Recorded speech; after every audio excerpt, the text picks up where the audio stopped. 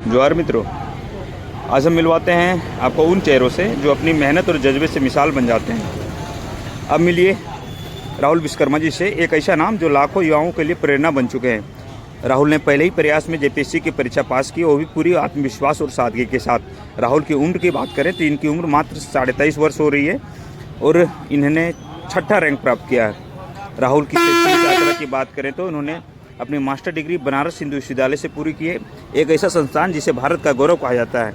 इनकी सफलता की सबसे बड़ी बात यह है कि सूरज एक बेहद साधारण परिवार से आते हैं। उनके पिता एक प्राइवेट शिक्षक हैं। सीमित संसाधनों के बावजूद अपने बेटे के सपनों के लिए हमेशा समर्पित रहे। उनकी माँ एक आंगनबाड़ी कार्यकर्ता है। सूरज कहते हैं कि अगर इरादे मजबूत हो और मेहनत ईमानदारी से की जाए तो कोई भी परीक्षा कठिन नहीं रहती है।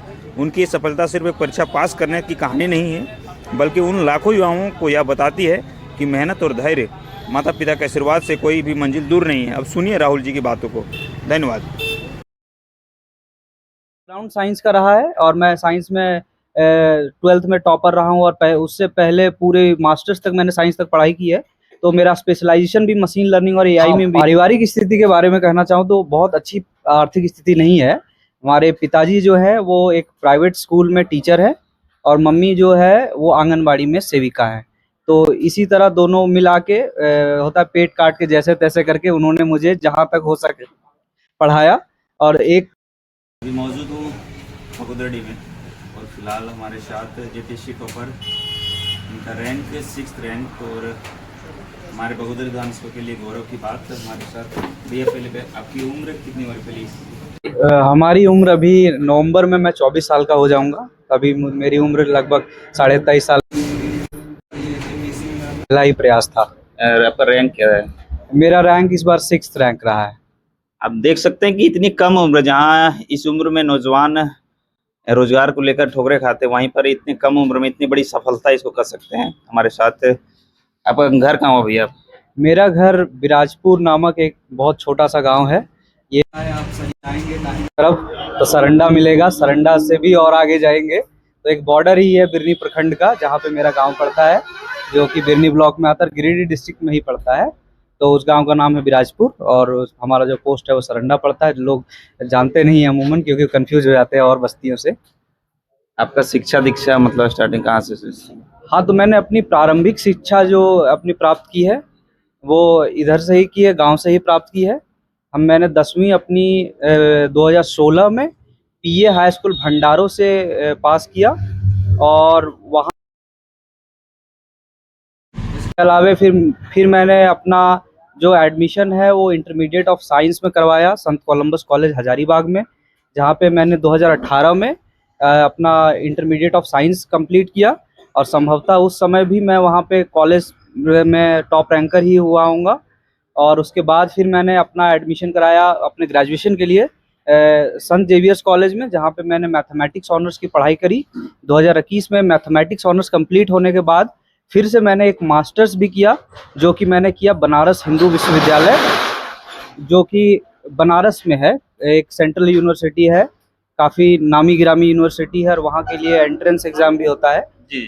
तो वहाँ 2023 में मैंने मास्टर्स किया और उसके बाद मैं सिविल सर्विसेज की तैयारी कर रहा था। आपकी सिविल सर्विसेज की तैयारी कहाँ से चल रही थी?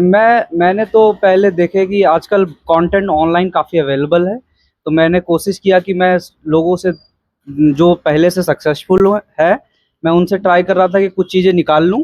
और सबका निचोड़ मैंने ये पाया कि यदि आपकी फाउंडेशन काफ़ी अच्छी है, यदि आप बेसिक्स बुक पे रिलाई करते हैं, अच्छा हो सकता है और उसके अकॉर्डिंग आपको आंसर राइटिंग करनी होगी।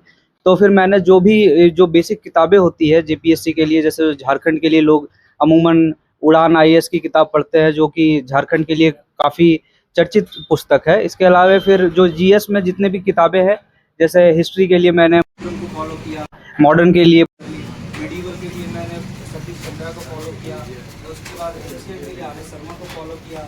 इसके अलावा फिर जो पेपर ज्योग्राफी होता है उसमें मैंने यूजुअली जो लोग प्रेफर करते हैं माजिद हुसैन, क्योंकि मैंने वो थोड़ा पाया कि माजिद हुसैन का जो वर्बियाज था वो थोड़ा ज़्यादा मुझे लगा कि ये काफ़ी एकेडमिक है, यदि कोई रिसर्च में जाना चाहते हैं तो उसके लिए बेहतर किताब थी।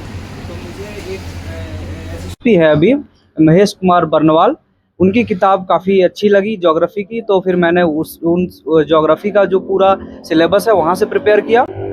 इसके अलावा जो तीसरा पेपर होता है वो होता है पॉलिटी और पब्लिक एडमिनिस्ट्रेशन का। तो पॉलिटी के लिए तो सबसे जो फेमस, सबसे चर्चित किताब हर तरह के एग्जाम में है लक्ष्मीकांत। तो फिर मैंने लक्ष्मीकांत को जितना ज़्यादा हो सके पढ़ा, जितनी ज़्यादा बार हो सके उससे जो ज़रूरी चीज़ें उसके नोट्स लिए।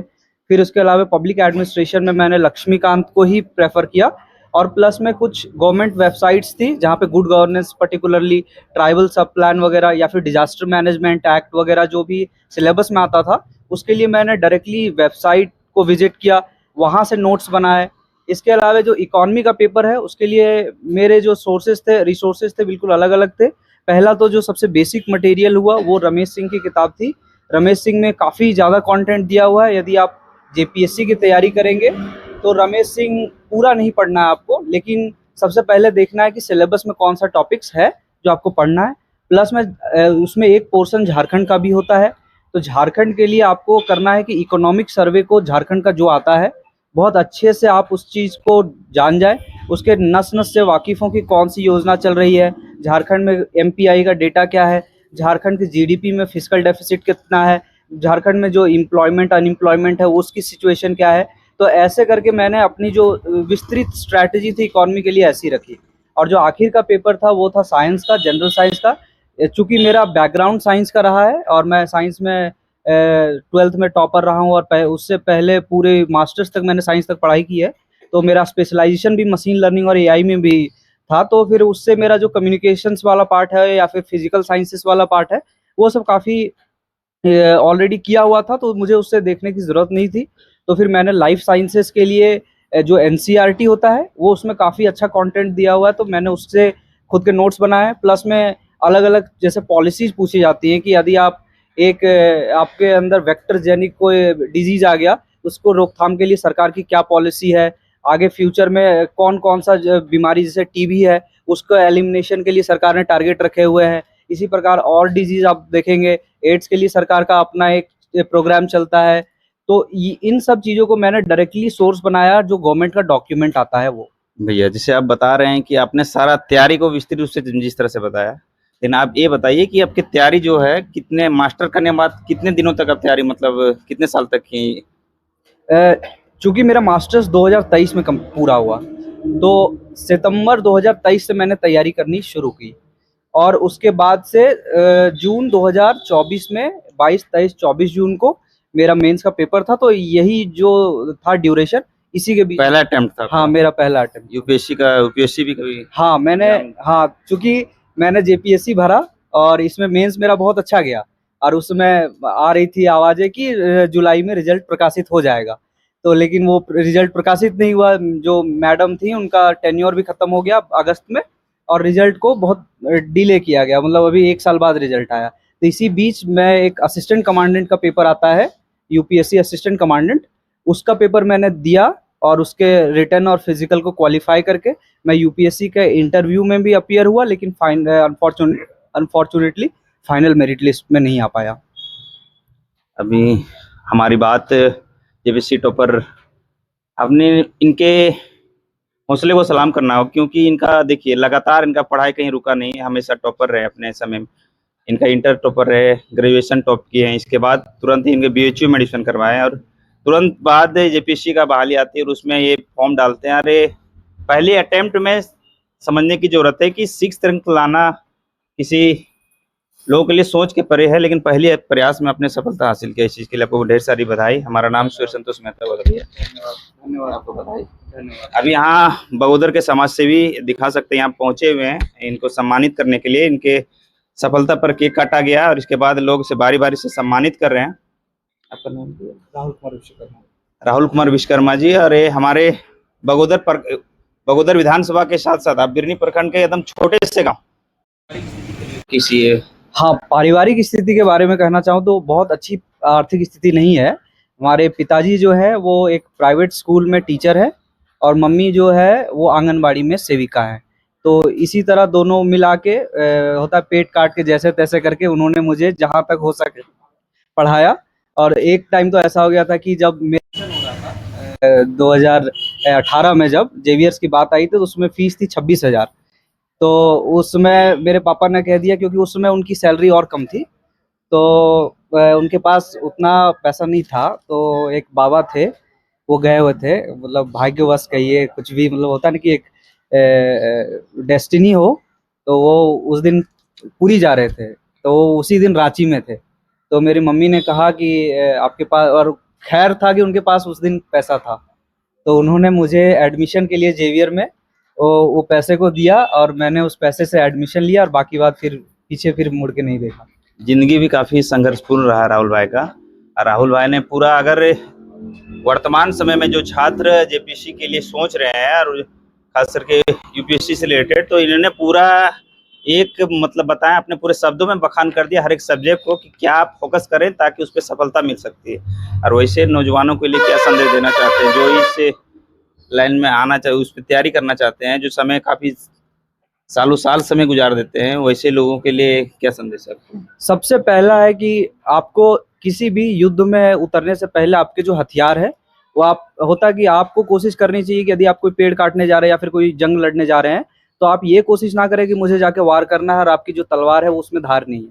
तो आप अपना ज़्यादा से ज़्यादा समय अपने तलवार को धार करने में लगाएं। तो मतलब इसका मतलब ये है कि कंसिस्टेंसी ज़रूरी है, कि आपको लगातार मेहनत करनी है। मेरे अंदर वो समय ऐसा आ गया था कि मैं बहुत ज़्यादा जुनूनी हो गया था कि मुझे ये करना ही करना है, मेरे लिए और कोई दूसरा चारा नहीं है। मैंने मास्टर्स तक पढ़ाई कर ली, मेरे पास कोई एक रोजगार नहीं है, तो मुझे ये करना ही करना है। तो इसके लिए मैंने लगातार जितना ज़्यादा हो सके मैक्सिमम जो है पढ़ाई की, और अपनी कंटिन्यूटी को नहीं तोड़ा। ऐसा नहीं था कि मतलब एक दिन मैं बहुत ज़्यादा पढ़ लिया या फिर दूसरे दिन फिर छोड़ दिया 2-3 दिन।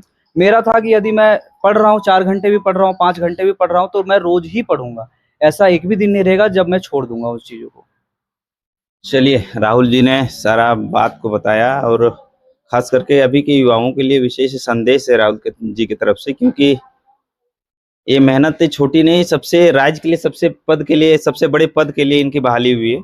और ये अभी शायद ये डीएसपी रैंक में भी इनका पर होगा। इसके बाद हमें लगता है बहुत जल्द ये आईपीएस में ये पदस्थापित हो सकते हैं, और शायद डीसी के लिए भी आगे भी। क्योंकि मैंने वहाँ पे जब आता है आप चूज किए हैं? हाँ, तो मैंने पुलिस सर्विस को ना चूज करके मैंने वरीयता में झारखंड प्रशासनिक सेवा को रखा है, तो मुझे प्रशासनिक सेवा अलॉट होगा। एसडीएम वो झारखंड में चूंकि डिप्टी कलेक्टर बोलते हैं वैसे, लेकिन शुरुआत जो होती है वो अनुमंडल पदाधिकारी। नहीं, पहले शुरू ब्लॉक से होती है, ब्लॉक डेवलपमेंट ऑफिसर या सीओ से शुरुआत होती है, फिर प्रमोशन करके एसडीओ यहाँ पे बनाया जाता है।